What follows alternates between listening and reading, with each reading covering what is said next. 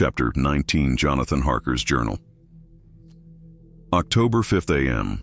I went with the party to the search with an easy mind, for I think I never saw Mina so absolutely strong and well.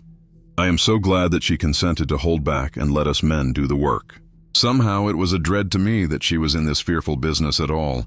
But now that her work is done, and that it is due to her energy and brains and foresight that the whole story is put together in such a way that every point tells, she may well feel that her part is finished and that she can henceforth leave the rest to us. We were, I think, all a little upset by the scene with Mr. Renfield. When we came away from his room, we were silent till we got back to the study. Then Mr. Morris said to Dr. Seward, "Say, Jack, if that man wasn't attempting a bluff, he is about the sanest lunatic I ever saw." "I'm not sure, but I believe that he had some serious purpose, and if he had, it was pretty rough on him not to get a chance." Lord Godalming and I were silent. But Dr. Van Helsing added, "Friend John, you know more of lunatics than I do, and I'm glad of it, for I fear that if it had been to me to decide, I would, before that last hysterical outburst, have given him free. But we live and learn, and in our present task we must take no chance, as my friend Quincy would say. All is best as they are." Dr. Seward seemed to answer them both in a dreamy kind of way. "I don't know but that I agree with you. If that man had been an ordinary lunatic, I would have taken my chance of trusting him. But he seems so mixed up with the Count in an indexy kind of way that I am afraid of doing anything wrong by helping his fads. I can't forget how he prayed with almost equal fervor for a cat, and then tried to tear my throat out with his teeth. Besides, he called the Count Lord and Master, and he may want to get out to help him in some diabolical way. That horrid thing has the wolves and the rats and his own kind to help him, so I suppose he isn't above trying to use a respectable lunatic. He certainly did seem earnest, though. I only hope we have done what is best. These things, in conjunction with the wild work we have in hand, help to unnerve a man." The professor stepped over, and laying his hand on his shoulder, said in his grave, kindly way, "Friend John, have no fear. We are trying to do our duty in a very sad and terrible case. We can only do as we deem best. What else have we to hope for, except the pity of the good God?" Lord Godalming had slipped away for a few minutes, but now he returned. He held up a little silver whistle, as he remarked, "That old place may be full of rats, and if so, I've got an antidote on call." Having passed the wall, we took our way to the house, taking care to keep in the shadows of the trees on the lawn when the moonlight shone out. When we got to the porch, the professor opened his bag and took out a lot of things, which he laid on the step, sorting them into 4 little groups, evidently one for each. Then he spoke. "My friends, we are going into a terrible danger, and we need arms of many kinds. Our enemy is not merely spiritual. Remember that he has the strength of 20 men, and that, though our necks or our windpipes are of the common kind, and therefore breakable or crushable, his are not amenable to mere strength. A stronger man, or a body of men more strong in all than him, can at certain times hold him, but they cannot hurt him as we can be hurt by him.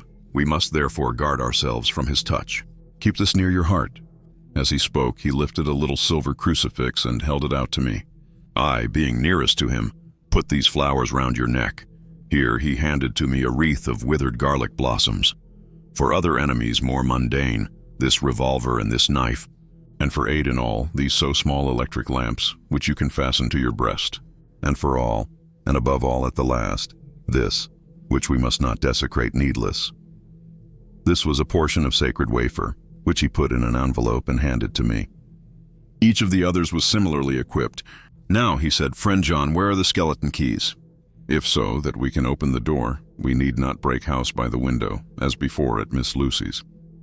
Dr. Seward tried 1 or 2 skeleton keys, his mechanical dexterity as a surgeon standing him in good stead. Presently he got one to suit. After a little play back and forward, the bolt yielded, and, with a rusty clang, shot back.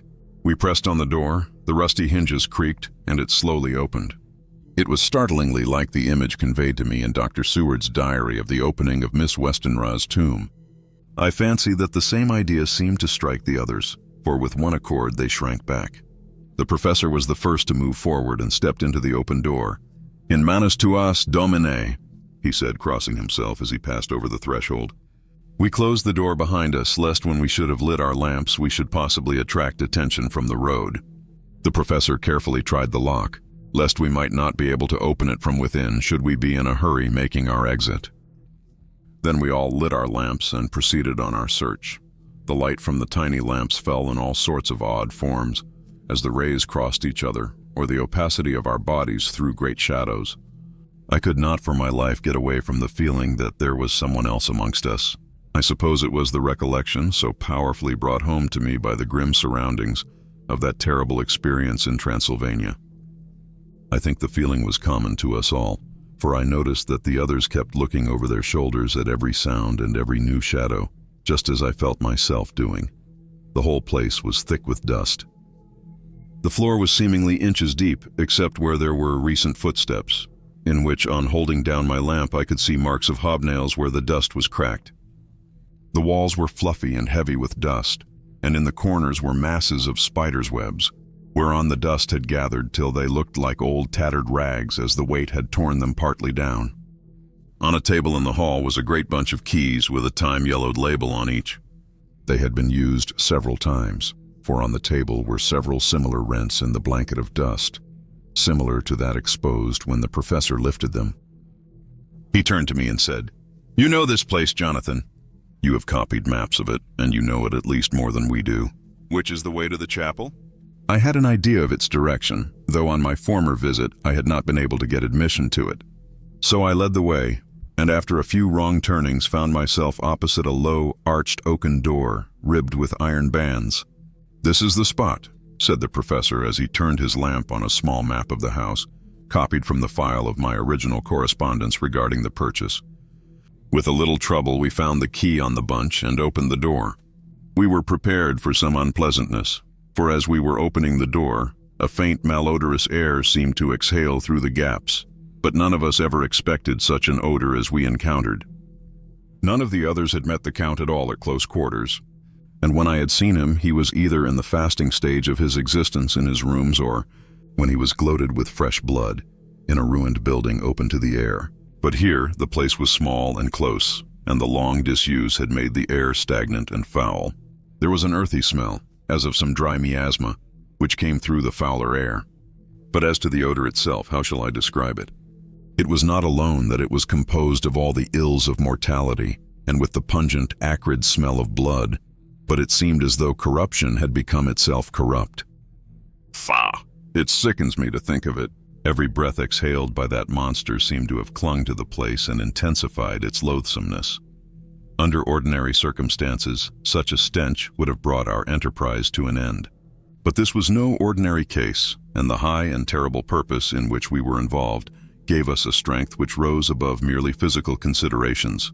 After the involuntary shrinking consequent on the first nauseous whiff, we one and all set about our work as though that loathsome place were a garden of roses. We made an accurate examination of the place, the professor saying as we began, "The first thing is to see how many of the boxes are left. We must then examine every hole and corner and cranny and see if we cannot get some clue as to what has become of the rest." A glance was sufficient to show how many remained, for the great earth chests were bulky and there was no mistaking them. There were only 29 left out of the 50. Once I got a fright for seeing Lord Godalming suddenly turn and look out of the vaulted door into the dark passage beyond. I looked too, and for an instant my heart stood still. Somewhere, looking out from the shadow, I seemed to see the highlights of the Count's evil face, the ridge of the nose, the red eyes, the red lips, the awful pallor. It was only for a moment, for as Lord Godalming said, "I thought I saw a face, but it was only the shadows," and resumed his inquiry. I turned my lamp in the direction and stepped into the passage.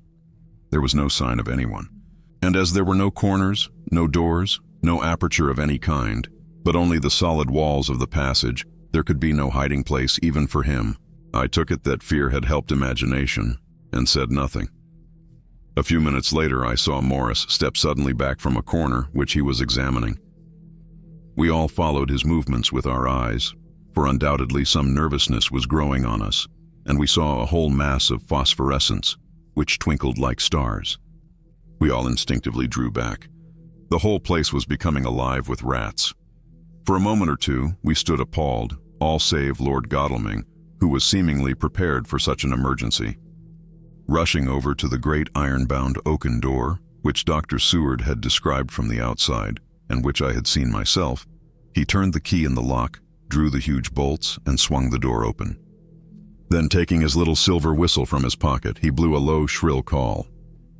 It was answered from behind Dr. Seward's house by the yelping of dogs, and after about a minute, 3 terriers came dashing round the corner of the house. Unconsciously, we had all moved towards the door, and as we moved, I noticed that the dust had been much disturbed. The boxes which had been taken out had been brought this way. But even in the minute that had elapsed, the number of the rats had vastly increased. They seemed to swarm over the place all at once, till the lamplight, shining on their moving dark bodies and glittering baleful eyes, made the place look like a bank of earth set with fireflies. The dogs dashed on, but at the threshold suddenly stopped and snarled, and then, simultaneously lifting their noses, began to howl in most lugubrious fashion. The rats were multiplying in thousands, and we moved out. Lord Godalming lifted one of the dogs and, carrying him in, placed him on the floor. The instant his feet touched the ground, he seemed to recover his courage and rushed at his natural enemies. They fled before him so fast that before he had shaken the life out of a score, the other dogs, who had by now been lifted in the same manner, had but small prey ere the whole mass had vanished. With their going, it seemed as if some evil presence had departed, for the dogs frisked about and barked merrily as they made sudden darts at their prostrate foes, and turned them over and tossed them in the air with vicious shakes. We all seemed to find our spirits rise, whether it was the purifying of the deadly atmosphere by the opening of the chapel door, or the relief which we experienced by finding ourselves in the open, I know not. But most certainly the shadow of dread seemed to slip from us like a robe, and the occasion of our coming lost something of its grim significance, though we did not slacken a whit in our resolution. We closed the outer door and barred and locked it, and bringing the dogs with us, began our search of the house. We found nothing throughout except dust in extraordinary proportions, and all untouched save for my own footsteps when I had made my first visit. Never once did the dogs exhibit any symptom of uneasiness, and even when we returned to the chapel they frisked, about as though they had been rabbit hunting in a summer wood. The morning was quickening in the east when we emerged from the front. Dr. Van Helsing had taken the key of the hall door from the bunch and locked the door in orthodox fashion, putting the key into his pocket when he had done. "So far," he said, "our night has been eminently successful. No harm has come to us such as I feared might be, and yet we have ascertained how many boxes are missing. More than all do I rejoice that this, our first and perhaps our most difficult and dangerous step has been accomplished without the bringing thereinto our most sweet Madam Mina, or troubling her waking or sleeping thoughts with sights and sounds, and smells of horror which she might never forget. One lesson, too, we have learned, if it be allowable to argue a particulari, that the brute beasts which are to the Count's command are yet themselves not amenable to his spiritual power. For look, these rats that would come to his call. Just as from his castle top he summoned the wolves to your going and to that poor mother's cry. Though they come to him, they run pell-mell from the so little dogs of my friend Arthur. We have other matters before us, other dangers, other fears. And that monster, he has not used his power over the brute world for the only or the last time tonight. So be it that he has gone elsewhere. Good. It has given us opportunity to cry check in some ways in this chess game, which we play for the stake of human souls. And now let us go home. The dawn is close at hand, and we have reason to be content with our first night's work. It may be ordained that we have many nights and days to follow, if full of peril, but we must go on, and from no danger shall we shrink. The house was silent when we got back, save for some poor creature who was screaming away in one of the distant wards, and a low, moaning sound from Renfield's room. The poor wretch was doubtless torturing himself, after the manner of the insane. With needless thoughts of pain, I came tiptoe into our own room, and found Mina asleep, breathing so softly that I had to put my ear down to hear it. She looks paler than usual. I hope the meeting tonight has not upset her. I am truly thankful that she is to be left out of our future work, and even of our deliberations. It is too great a strain for a woman to bear. I did not think so at first, but I know better now. Therefore I am glad that it is settled. There may be things which would frighten her to hear, and yet to conceal them from her might be worse than to tell her if once she suspected that there was any concealment. Henceforth our work is to be a sealed book to her, till at least such time as we can tell her that all is finished, and the earth free from a monster of the nether world. I dare say it will be difficult to begin to keep silence after such confidence as ours. But I must be resolute, and tomorrow I shall keep dark over tonight's doings, and shall refuse to speak of anything that has happened. I rest on the sofa so as not to disturb her. October, later. I suppose it was natural that we should have all overslept ourselves, for the day was a busy one, and the night had no rest at all. Even Mina must have felt its exhaustion, for though I slept till the sun was high, I was awake before her, and had to call 2 or 3 times before she awoke. Indeed, she was so sound asleep that for a few seconds she did not recognize me, but looked at me with a sort of blank terror, as one looks who has been waked out of a bad dream. She complained a little of being tired, and I let her rest till later in the day. We now know of 21 boxes having been removed, and if it be that several were taken in any of these removals, we may be able to trace them all. Such will, of course, immensely simplify our labor, and the sooner the matter is attended to the better. I shall look up Thomas Snelling today, Dr. Seward's diary. October. It was towards noon when I was awakened by the professor walking into my room. He was more jolly and cheerful than usual, and it is quite evident that last night's work has helped to take some of the brooding weight off his mind. After going over the adventure of the night, he suddenly said, "Your patient interests me much. May it be that with you I visit him this morning, or if that you are too occupied, I can go alone if it may be. It is a new experience to me to find a lunatic who talk philosophy, and reason so sound. I had some work to do which pressed, so I told him that if he would go alone I would be glad, as then I should not have to keep him waiting. So I called an attendant and gave him the necessary instructions. Before the professor left the room, I cautioned him against getting any false impression from my patient. But, he answered, I want him to talk of himself and of his delusion as to consuming live things. He said to Madame Mina, as I see in your diary of yesterday, that he had once had such a belief. Why do you smile, friend John? Excuse me, I said, but the answer is here. I laid my hand on the typewritten matter. When our sane and learned lunatic made that very statement of how he used to consume life, his mouth was actually nauseous with the flies and spiders which he had eaten just before Mrs. Harker entered the room. Van Helsing smiled in turn. Good, he said. Your memory is true, friend John. I should have remembered. And yet it is this very obliquity of thought and memory which makes mental disease such a fascinating study. Perhaps I may gain more knowledge out of the folly of this madman than I shall from the teaching of the most wise. Who knows? I went on with my work, and before long was through that in hand. It seemed that the time had been very short indeed, but there was Van Helsing back in the study. Do I interrupt? He asked politely as he stood at the door. Not at all, I answered. Come in. My work is finished and I am free. I can go with you now if you like. It is needless. I have seen him. Well, I fear that he does not appraise me at much. Our interview was short. When I entered his room, he was sitting on a stool in the center with his elbows on his knees, and his face was the picture of sullen discontent. I spoke to him as cheerfully as I could, and with such a measure of respect as I could assume. He made no reply whatever. Don't you know me? I asked. His answer was not reassuring. I know you well enough. You are the old fool Van Helsing. I wish you would take yourself and your idiotic brain theories somewhere else. Damn all thick-headed Dutchman. Not a word more would he say, but sat in his implacable sullenness as indifferent to me as though I had not been in the room at all. Thus departed for this time my chance of much learning from this so clever lunatic. So I shall go if I may, and cheer myself with a few happy words with that sweet soul, Madame Mina. Friend John, it does rejoice me unspeakable that she is no more to be pained, no more to be worried with our terrible things. Though we shall much miss her help, it is better so. I agree with you with all my heart, I answered earnestly, for I did not want him to weaken in this matter. Mrs. Harker is better out of it. Things are quite bad enough for us, all men of the world, and who have been in many tight places in our time. But it is no place for a woman, and if she had remained in touch with the affair, it would in time infallibly have wrecked her.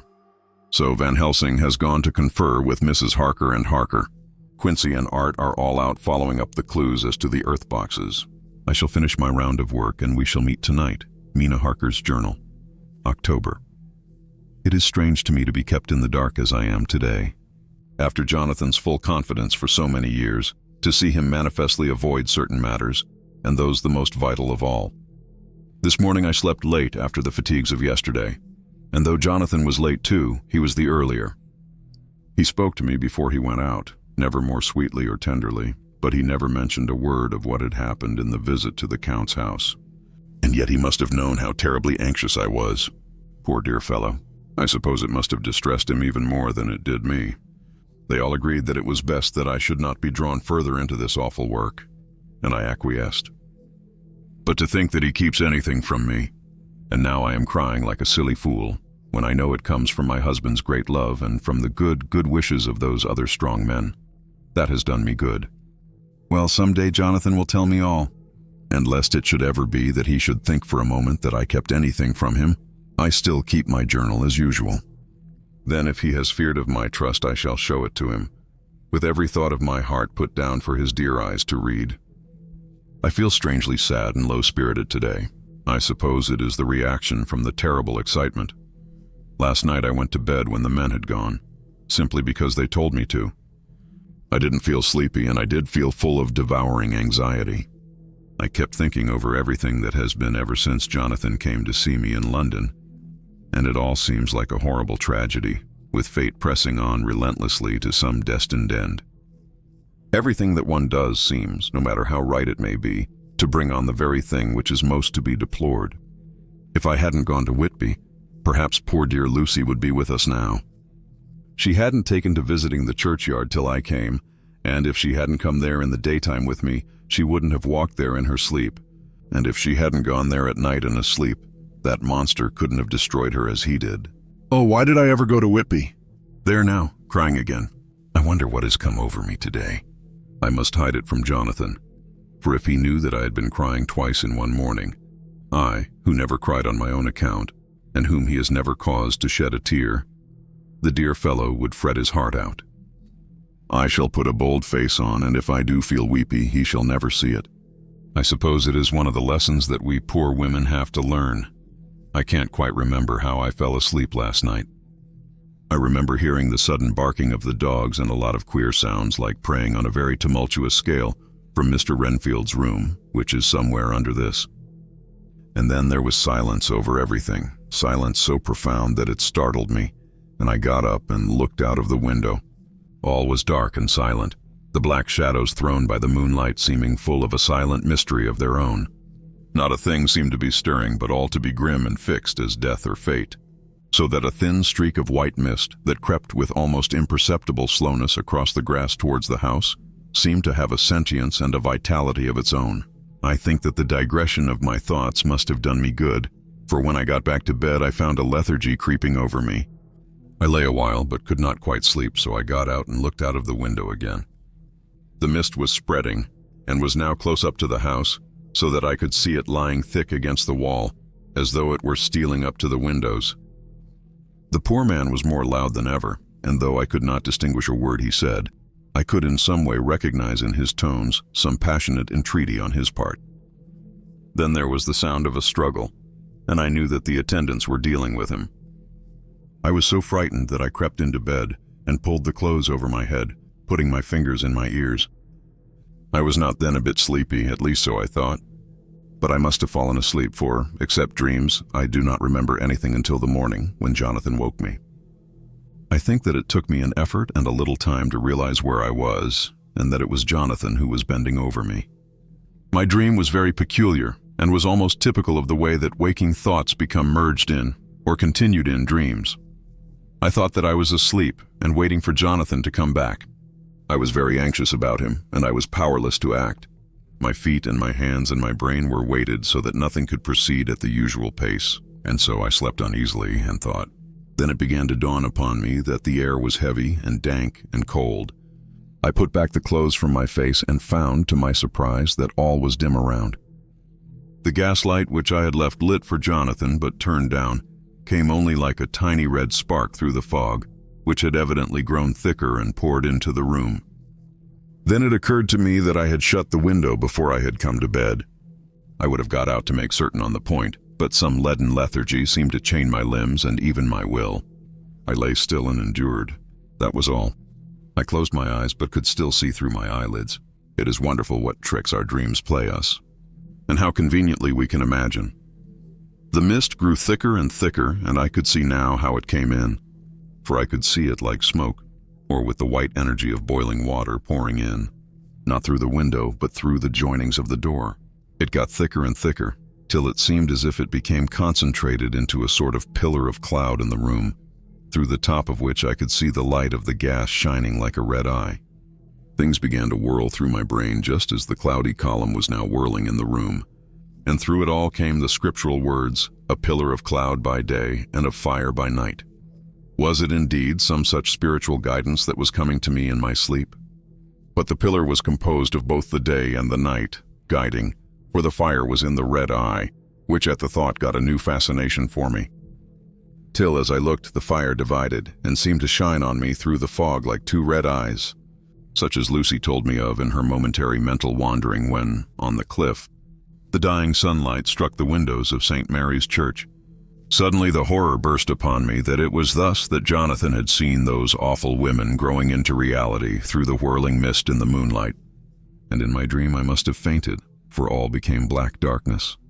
The last conscious effort which imagination made was to show me a livid white face bending over me out of the mist.